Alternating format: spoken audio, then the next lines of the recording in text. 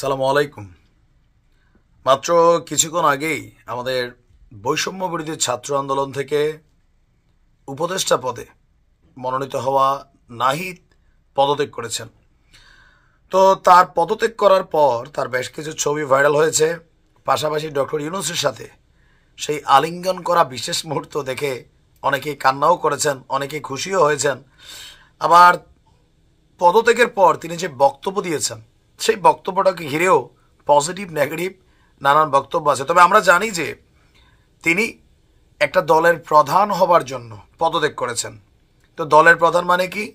আগামী দিনের প্রধানমন্ত্রী পদে যাওয়ার জন্যই তিনি পদত্যাগ করেছেন। কারণ ছাত্রদের যে রাজনৈতিক দলটা 28 তারিখ ঘোষণা হবে, সেই দলটার প্রধান কিন্তু নাহিদ। প্রেসিডেন্সিয়াল ফর্ম হোক অথবা প্রধানমন্ত্রী ফর্ম হোক, নাহিদই হতে যাচ্ছেন পরবর্তী, যদি কপালে থাকে, কার কপালে কি আছে। যাই হোক, পদত্যাগ করার পর নাহিদ বলছেন, আমি মনে করছি সরকারে থাকার চেয়ে রাজপথে থাকা বেশি প্রয়োজন। শব্দে একটু ভুল আছে, রাজপথ না, রাজনৈতিক দলে থাকা বেশি প্রয়োজন। কারণ ছাত্ররা রাজনৈতিক দল করতে যাচ্ছে, সেই দলের প্রধান হতে যাচ্ছে নাহিদ। গণমাধ্যমে আমরা আগেই বলছি 24 থেকে 25 তারিখ নাহিদ পদত্যাগ করবে। পরশুদিনও নাহিদ বলছে এগুলো ভুয়া খবর, বাট আজকে ওইটাই করছে। তো এই কারণে মনে হয় যে এদের এই কথাবার্তাগুলোর মধ্যে একটু পরিচ্ছন্নতা দরকার। আমার 2 দিন আগের ভিডিওটা রেকর্ডেড দেখে নিয়েন, তখনই বলছি যে নাহিদ 24 থেকে 25 তারিখ পদত্যাগ করবে। বাট 23 তারিখও সে বলছে বিভ্রান্তমূলক খবর যেন না ছড়ায়।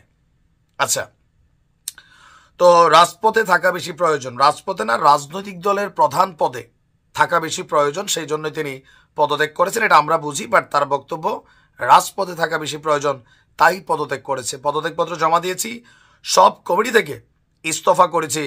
আর প্রধান উপদেষ্টার বাসভবন যমুনার সামনে এক সংবাদ সম্মেলনে তিনি বলছেন যে 8ই আগস্ট গণঅভ্যুত্থানের প্রতিনিধি হিসেবে আমরা যে 3 জন সরকারের দায়িত্ব নিয়েছি, তো নাহিদ সরকারে থাকা অবস্থায় 7 মাসে কি সংস্কার করছে এর একটা সামারি আমরা চাই।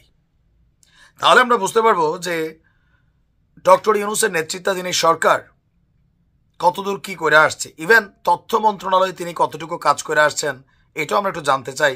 7 মাস তো মোটামুটি রাষ্ট্রীয় যত প্রটোকল, সুযোগ সুবিধা তারা ভোগ করছেন। কোনো মন্ত্রী এমপি থেকে 1 চামচ সুযোগ তারা ছাড় দেন নাই। আমরা এগুলো ক্লিয়ার চাই, কারণ আপনারা খুব গুরুত্বপূর্ণ একটা সময়ে হাজার হাজার মানুষের জীবনের বিনিময়ে আপনারা এই পদটাতে বসছেন। কাজের ক্লিয়ারেন্সটা দেওয়া দরকার ছিল যে গত 7 মাসে ভাই আমি দায়িত্ব নেওয়ার পরে রাষ্ট্রের এই এই কাজগুলো করছে, যেগুলো আগে জুনায়েদ আহমেদ পলক করে নাই। আমরা ক্ষমতাকে প্রশ্ন করি, এটাই আমাদের কাজ।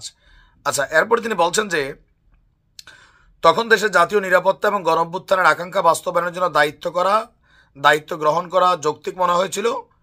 তো গত 6.5 মাস সরকার কাজ করছে, আশানুরূপ ফলাফল পায়নি।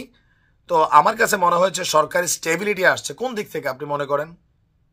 মানুষ ঘুমাইতে পারে না, আপনারা ঘুমান। মানুষ খাইতে পারে না, আপনারা খান। 10টার পরে ঘর থেকে বের হইতে পারেন না, আপনারা পারেন। তো রাষ্ট্রের কোন জায়গার আপনার কাছে স্টেবিলিটি মনে হচ্ছে? হ্যাঁ, আপনারা কয়েকজনের জন্য স্টেবিলিটি হয়েছে ভাই, আমজনতার জন্য হয় নাই।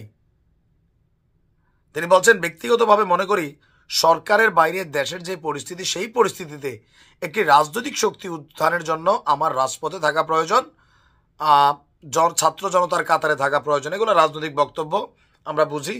আগামীতে ক্ষমতা একবার আপনারা পাইছেন, আবার ক্ষমতার জন্য আপনারা পদত্যাগ করছেন, এগুলো মানুষের কাছে ক্লিয়ার। তো যাই হোক, এই পুরা ছাত্র অভ্যুত্থানের মধ্যে অ্যাজ এ ক্যারেক্টার হিসাবে, হেভি ক্যারেক্টার হিসাবে আমার কাছে নাহিদ রে পছন্দ।